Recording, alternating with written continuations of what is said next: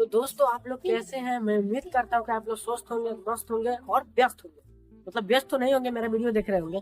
तो मैं हूँ पीयूष राज। आज मैं आप सभी को बताऊंगा कि पंडित का लक्ष्य क्या है और लक्षण क्या है। बुद्धिमान लोग इतना बुद्धिमान क्यों होते हैं, कि बुद्धिमान को हम लोग इतना पूछते क्यों? हर पंडित को हर जगह पूछा जाता है। जैसे कि हमारे यहाँ किसी लोग के यहाँ आयुष फिर से चला जाए तो उसके यहाँ पूछेंगे नहीं?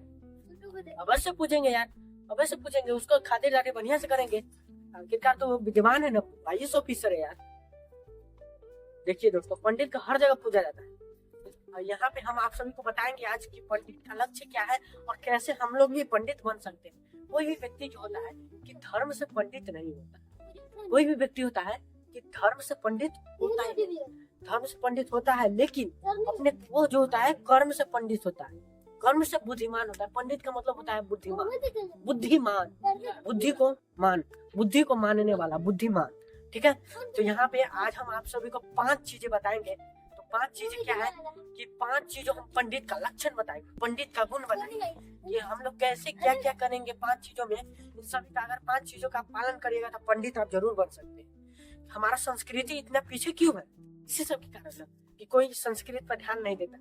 सब हिंदी जानते हैं, इंग्लिश जानते हैं, अंग्रेज करते हैं, तो फारसी सब मतलब उर्दू फारसी सब कुछ जानो, लेकिन हमारा संस्कृत तो पीछे नहीं छोड़ो यार, उसको भी आगे बढ़ाओ। हमारा संस्कृत सबसे पीछे है, ताकि वो जो है संस्कृत सबसे क्या है, भारत का सबसे नंबर 1 भाषा है हमारा संस्कृत। हाँ, हम लोग को हिंदी भाषा, हिंदी राष्ट्रीय भाषा माना जाता है भले ही, लेकिन संस्कृति हमारा धर्म है। संस्कृति हम लोग भारतीय लोग, हम लोग का संस्कृति है। ठीक है, तो संस्कृत को हम लोग पीछे क्यों छोड़े? पीछे हम लोगों को नहीं छोड़ना, संस्कृत को ठेल कर आगे ले जाना है। ठीक है, जितना ठेलेंगे संस्कृत को उतना आगे के विकसित होते बचा जाते रहे। ठीक है, देखिए अंग्रेजी सब जानते हैं। अंग्रेजी इसलिए जानते हैं कि अंग्रेजी हर जगह पढ़ाया जाता है, हर जगह जाना जाता है, हर जगह पूछा जाता है, लेकिन संस्कृत में कहीं नहीं पूछा जाता है, इसलिए संस्कृत ना पीछे। ठीक है, मैं इस विषय पर बात किया हूँ कि संस्कृत पीछे क्यों है। अब बात करेंगे कि पंडित का लक्षण, पंडित कैसे आगे जाएंगे, संस्कृत में ही बताएंगे, तो उसका ट्रांसलेट हिंदी करेंगे। ठीक है, तो अब आपको समझ में आएगी। संस्कृत ज्यादा लोग तो जानेंगे नहीं ना, इसलिए हिंदी करके आपको बताएंगे। तो चलिए वीडियो के स्टार्ट करने से पहले आप सबसे पहले मेरे यूट्यूब पे नए हैं तो कृपया सब्सक्राइब कर दीजिए और लाइक कर दीजिए, और दूसरे लोग को भी शेयर कीजिए ताकि वो लोग भी जाने कि संस्कृति के बारे में और हमारे धर्म के बारे में वो लोग भी जाने। अड़ोस पड़ोस के भी सेंड कीजिए इस वीडियो को सेंड करिएगा तो अगल बगल के लोग भी जानेंगे कि हाँ पंडित भाई ये ऐसा होता है, हाँ पंडित का लक्षण यह होता है, हाँ बुद्धिमान ये काम कर सकते हैं। पंडित का मतलब ही होता है बुद्धिमान। मैंने आपको पहले ही बता दिया था कि पंडित का मतलब होता है बुद्धिमान। बुद्धिमान लोग का कैसे कार्य है, कैसे धर्म है, कैसे वो लोग रहते हैं, कैसे वो लोग कार्य करते हैं, उस सब कुछ चीज के बारे में आज हम आपको इस वीडियो में बताएंगे। बस 5 बातें, मात्र 5 बातें। 5 बातें से आप जान सकते हैं कि क्या क्या है और क्या क्या नहीं है पंडित में, क्या क्या नहीं है और क्या क्या है पंडित में। देखिए दोस्तों, तो चलिए वीडियो स्टार्ट करते हैं।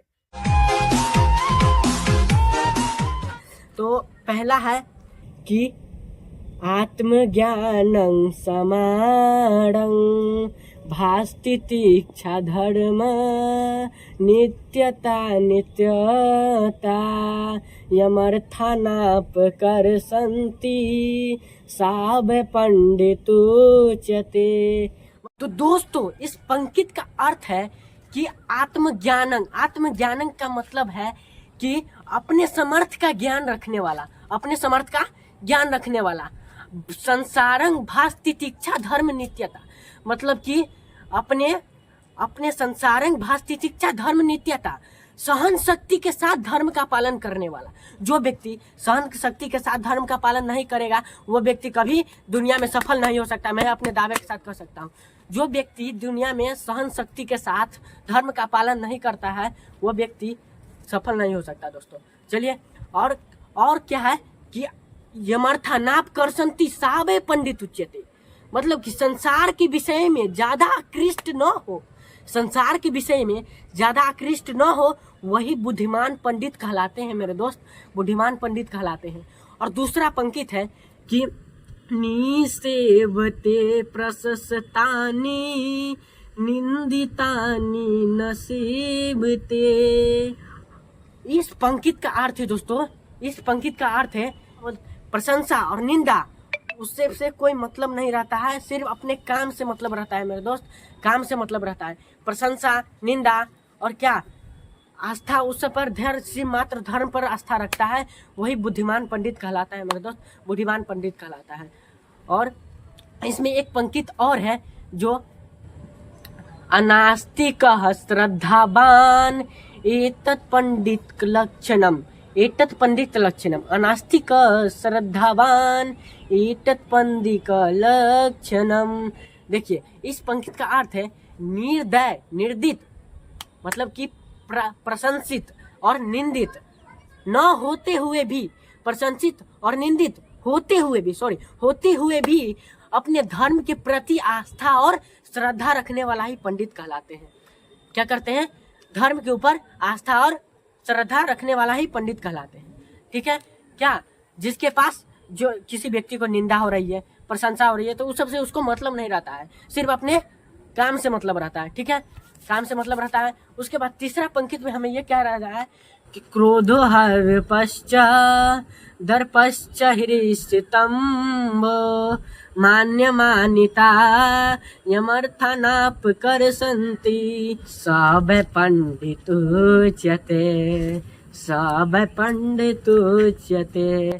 दोस्तों इस पंक्ति का अर्थ है कि जो व्यक्ति क्रोध, हर्ष, घमंड, लज्जा इस सब पर नियंत्रण रखते हुए, क्रोध, हर्ष, घमंड, लज्जा इस सब पर नियंत्रण रखते हुए संसार के विषय में आकृष्ट न हो, वही व्यक्ति संसार में बुद्धिमान कहलाते हैं मेरे दोस्त, बुद्धिमान कहलाते हैं।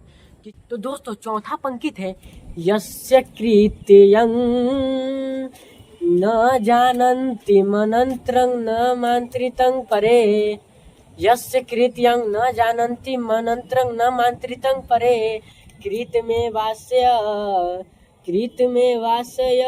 जानन्ति सब पंडित उच्यते। दोस्तों इस पंक्ति का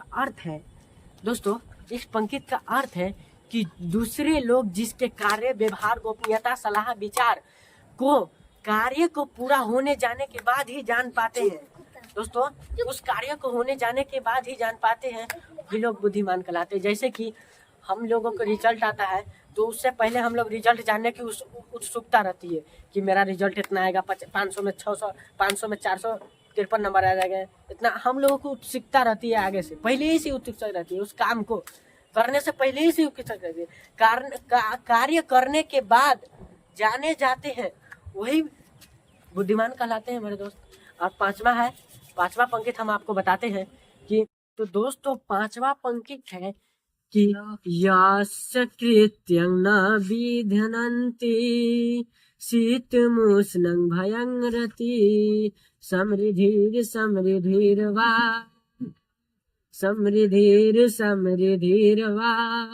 सब पंडित उच्यते। दोस्तों इन सारे पांचे बातों को जानकर आप दुनिया में सबसे श्रेष्ठ माने जाएंगे।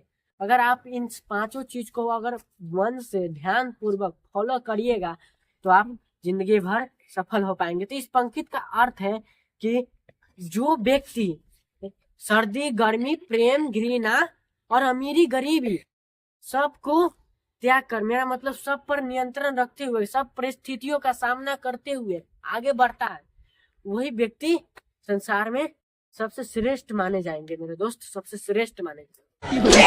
तो दोस्तों आपको ये वीडियो कैसा लगा? अच्छा लगा तो कृपया लाइक कर दीजिए और सब्सक्राइब कर दीजिए ताकि हम भी आगे बढ़ सके, सबकी तरह, सब यूट्यूबर की तरह हम भी कुछ कर सके। दोस्तों हम भी कुछ बनना चाहते हैं, आप लोग हमें सपोर्ट कीजिए। दोस्तों आज हम बताए संस्कृति के बारे में, हमारा संस्कृत पीछे क्यों है और पंडित का लक्षण बताए हैं। आप इसको रूल को फॉलो करिए, आप दुनिया में जरूर सफल बनिएगा। चलिए, जय हिंद, जय भारत, जय माता दी, जय भोलेनाथ।